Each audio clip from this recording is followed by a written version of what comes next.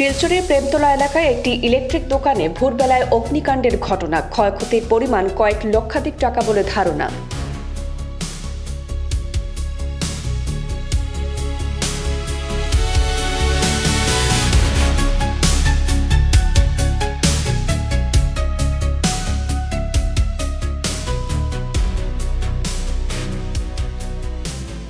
শনিবার সকালে হঠাৎ আগুন দেখতে পান স্থানীয়রা। মুহূর্তের মধ্যে দোকানের ভেতরে থাকা বিপুল পরিমাণ বৈদ্যুতিক সামগ্রী পুড়ে যায়।